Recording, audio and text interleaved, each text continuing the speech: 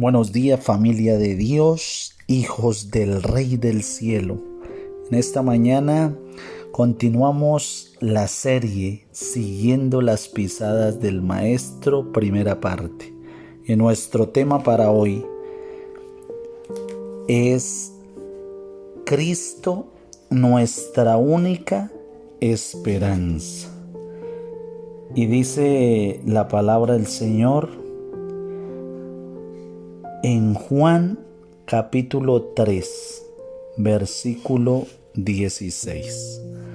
Porque de tal manera amó Dios el mundo, que ha dado a su Hijo unigénito, para que todo aquel que en Él crea no se pierda, mas tenga vida eterna. Qué lindo poder entender y tener clara esa esperanza, nuestra única esperanza en un mundo lleno de caos, de tristeza, de dolor, de dificultades.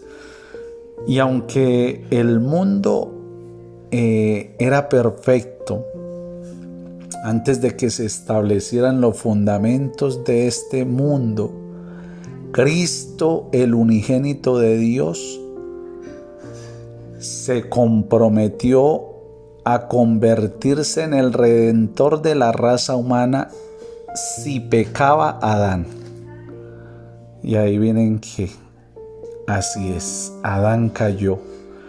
Y aquel que era participante de la gloria del Padre antes de que el mundo fuese, puso a un lado su manto real y su corona regia y descendió de su elevada autoridad a fin de llegar a ser una criatura en Belén, para que pudiera redimir a los seres humanos, a ti y a mí, caídos, pasados por el terreno donde tropezó nuestros primeros padres.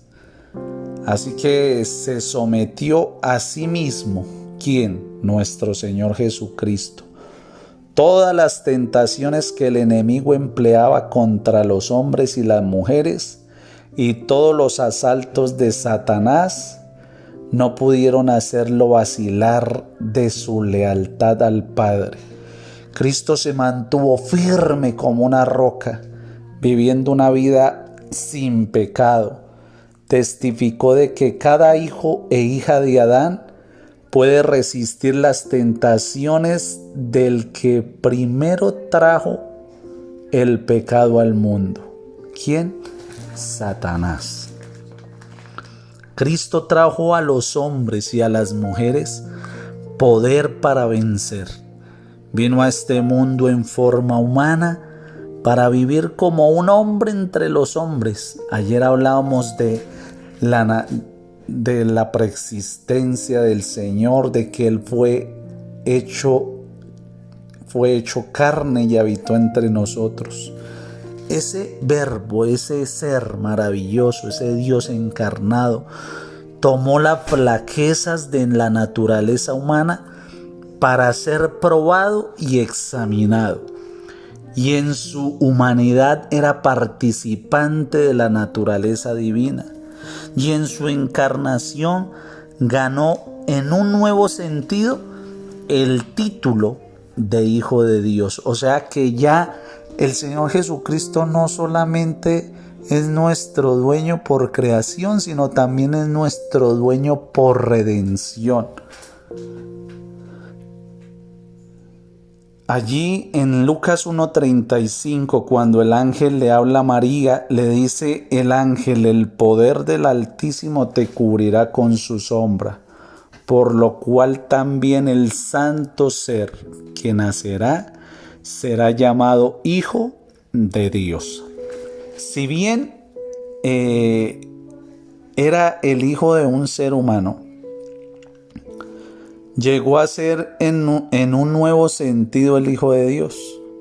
Así estuvo en nuestro mundo el Hijo de Dios y sin embargo unido a la raza humana por su nacimiento. Cristo vino en forma humana para demostrar a los habitantes de los mundos no caídos, de todos esos seres maravillosos que están en el universo, pero que no sufren como nosotros aquí en la tierra. Y Cristo vino de un lugar impecable, un lugar maravilloso, a este mundo caído, para mostrar a los habitantes de esos mundos que no han caído y que nunca van a caer, de que se ha hecho amplia provisión de capacitar a los seres humanos para que vivan en lealtad a su Creador. El Señor Jesucristo soportó las tentaciones con que Satanás lo acosó y lo resistió en todos sus asaltos. Fue sumamente afligido y duramente acosado, pero Dios no lo abandonó sin reconocer lo que hacía. Cuando fue bautizado por Juan en el Jordán, al salir del agua descendió sobre él el Espíritu de Dios en forma de una paloma áurea, y una voz del cielo dijo, allí en Mateo 3:17 dice la Biblia: este es mi Hijo amado, en el cual tengo complacencia. Directamente después de ese anuncio, Cristo fue guiado por el Espíritu al desierto, dice el evangelista Marcos en su capítulo 1, versículos 12 y 13. Luego el Espíritu le impulsó al desierto, y estuvo allí en el desierto 40 días y era tentado por Satanás. Y estaba con las fieras y no comió nada en aquellos días. La otra semana vamos a hablar de cada tentación del Señor, porque miraremos esta segunda parte, las pisadas del Maestro, segunda parte. Y allí miraremos sus tentaciones, cada desafío, cómo lo enfrentó con la ayuda del Padre y del Espíritu Santo. Así que el Señor Jesús hizo frente a la tentación. Cuando el Señor fue guiado al desierto para ser tentado, fue guiado por el Espíritu de Dios. Él no provocó la tentación. Fue al desierto para estar solo, para contemplar su misión y obra. Ayunando y orando, había de fortalecer para esa misión que le deparaba en pocos días, en esa misión supremamente importante que el cielo le había encomendado. Así que durante ese largo ayuno que el Señor experimentó, fue presentado delante de él todo el plan de su obra como libertador del ser humano. Tremenda misión, tremendo plan que el cielo diseñó. Cuando Jesús fue al desierto, fue rodeado por la gloria del Padre. Pero allí vemos que Satanás se le apareció, y eso no significa que Dios no lo acompañara, porque a ti y a mí Satanás nos puede tentar, nos puede estorbar, nos puede causar dolor, pero Dios está acompañándonos en todo momento. Por encima de la debilidad humana, la gloria del Señor acompaña a sus hijos. Satanás oprimió al Señor en todo momento. La naturaleza humana del Señor rehuía el conflicto, pero Satanás llegaba ahí a estorbarlo.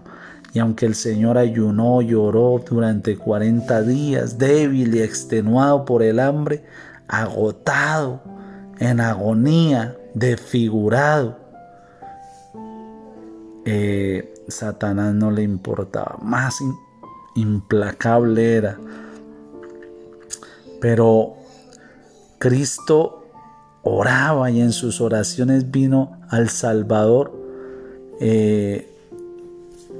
uno como en forma de ángel, como si estuviera Dios respondiendo las oraciones, pero ese ángel no era enviado por el Señor.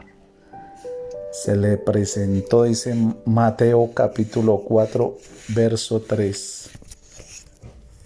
Una figura de un ángel de luz, y este fue y le dijo: si eres hijo de Dios, di a estas piedras que se conviertan en pan.